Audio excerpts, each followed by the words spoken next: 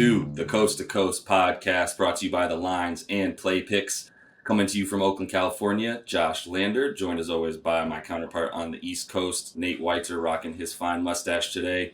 Got another nice slate of games for you tonight on Wednesday, the 10th of February. Just a reminder, if you do need a DraftKings or a FanDuel Sportsbook account, head over to dkpicks.com or fdpicks.com. Sign up and see all the available options in your area. We're going to have some pretty cool props that are available on some of those sites today for you. But we'll just go ahead and jump right into all the lines for today, Nate, on February the 10th. Yeah, what a night to place some bets. Get in there early before these lines adjust. What we have is the Raptors minus 5.5 at Wizards. Hawks right now +4 at Mavericks. Pacers +2 at the Nets. Hornets +4 at Grizzlies. Clippers -9 at the Wolves. Pelicans -3 at Bulls. Cavs +9 at Nuggets. The Bucks right now -5 at Suns. And the Thunder +11 in their rematch with the Lakers.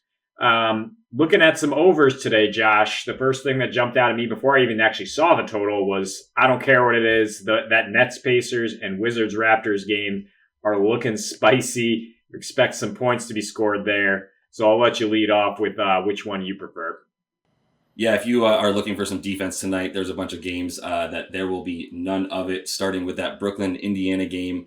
Just when you think that Brooklyn can't give up 120 points to one of the worst teams in the NBA, they lost last night to the Pistons, obviously minus Kevin Durant. That total still went over, pretty large end to the score there. If you look at Brooklyn, I mean, it's all been said already. We'll just repeat it for the sake of this game. Over in the last 10 of their 11 home games.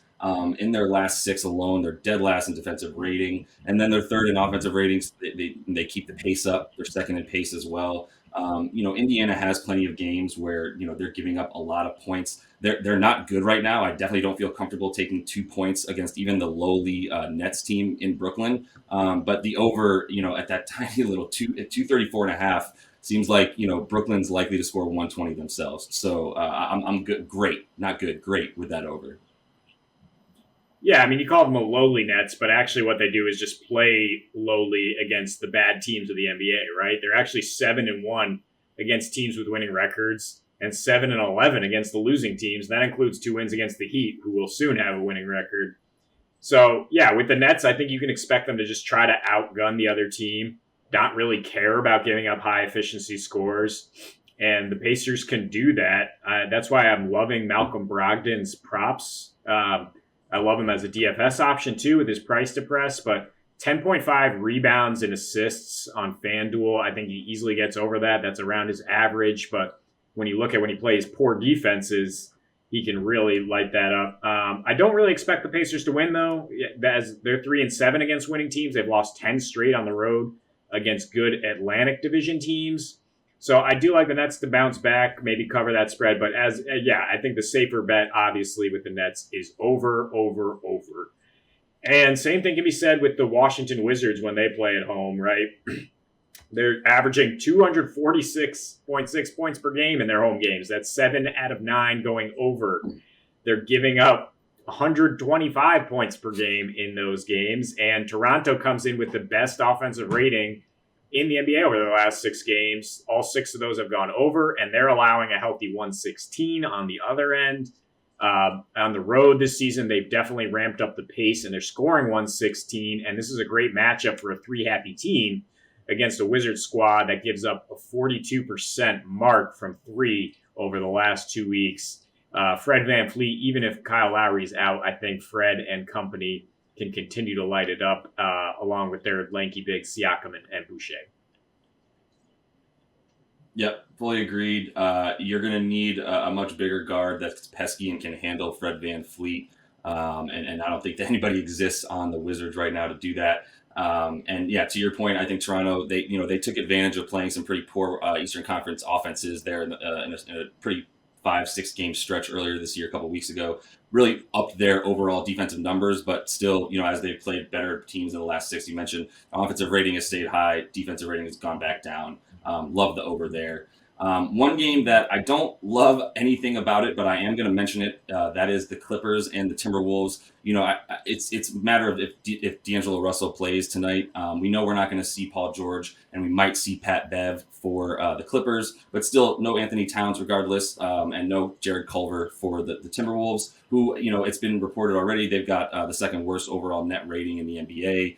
They failed to put up points and score them. And the Clippers, without Paul George, they are 1-4, but it's a little bit misleading as they played, four of the better teams in the NBA in those losses, and they beat the Heat without him as well. And against teams below 500, the Clippers just handle business. They're 8-1 total with an average margin of, about 12 points in all those games. So I don't see them having too much trouble regardless of Paul George's absence. But I will use this game to bring up something that I really like that I saw on DraftKings, Nate, which is a special that they are offering people 3-game parlays. They will pay you out 33% on your profit if you do take one of those 3-game parlays. A few caveats. You have to have one bet that is minus 500, and you can only bet up to $25 to win a max of 250. But all that said, right now there's 3 games I love. I like the Lakers money line. That's at about minus 700. So there's my bad game in terms of odds. And then I'm going to parlay that with the Brooklyn over and that Clippers money line I just mentioned. And if you put down that $25, like I said, you go ahead and win yourself. That pays you out about 2.8 to 1, almost 3 to 1 on your money, on top of that percentage. So some really good odds there. And like I said, on DraftKings.com, go ahead and look at that potential special if you're interested in taking a 3-game parlay tonight. I mean, that's why we're here, man. We're here to have some fun, play some parlays, and make some money. Yeah, I like finding a different angle with that Clippers game because it's going to close over 10 points. You never really know with this Clippers team. They can just kind of let it all slide in the second half. I'd be looking at betting the first half line. I think they do come out strong and light it up against a poor Wolves defense.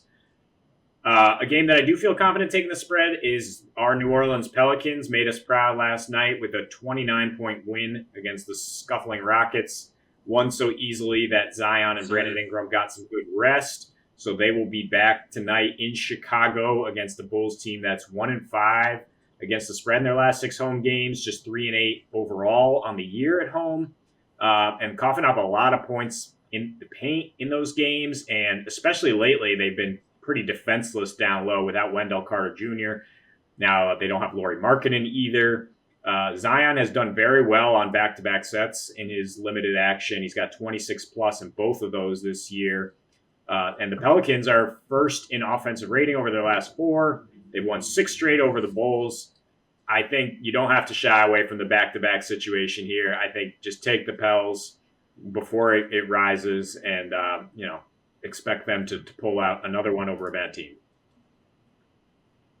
Yeah, it's one of those things where I almost feel trapped with a -3 spread against a Bulls team that just lost at home against the Wizards without Russell Westbrook. So I'm a little bit confused by that spread in a way that goes, what do I not know? Because everything that you said and everything that I know to this point points towards the Pellies being able to maintain, their hot streak against the Bulls. So I like that pick. One more that I'm going to give you just in a quick hit, Nate, is that Hawks Mavs game. The trend right now is to take the Mavs over. Obviously, everyone still thinks the Hawks are still this offensive team that gets an over. It's up to 233 right now. And I like fading that. I just wanted to real quick say I do like the under there just because of some of the numbers on the Hawks and their defense, including going under 8 out of 10 times on the road against the spread. And honestly, the Mavs, they don't even go over more than half the time at home as well. 233 seems a lot. I'm not saying it's a great bet, but it is a quick hit if you're looking at something to fade and get some decent odds on a simple under. No, thank you. The not the way the Mavs have ratcheted up the pace and are scoring right now. Not touching that. In DFS, though, I will be. Yeah, go ahead. I will be targeting either Trey or Luka in that game in DFS, trying to pay up for either them or James Harden. And as I mentioned, pair them with the Pacers, Staples, Brogdon, and Sabonis. Expecting a high-scoring game there. Chris Boucher, still underpriced. This is another matchup he can thrive against the Wizards, who don't really have true bigs. And I'm finding value at small forward. Josh Hart coming off a 2017 game. He should see big minutes again. And the Bulls are shorthanded on the wing. They have Denzel Valentine and Patrick Williams playing pretty big minutes. So those are good guys to target, as well as Malik Monk against a Grizzlies team that is dead last in 3-point defense in every metric you can find. So that's a good GPP play there for your tournaments. Love it. I think my strategy has been who is Brooklyn playing, and then put a bunch of players in my lineup from that game. That's all the time we have for today, Nate. If you are liking some of these games we're giving you, like, subscribe, jump in those comments. Had a good little argument with someone last night. Some fun about some of the games. But we'll look to continue to bring you this each and every weekday. And as for tonight, we will be looking at a bunch of those games for you. And back tomorrow. Happy betting.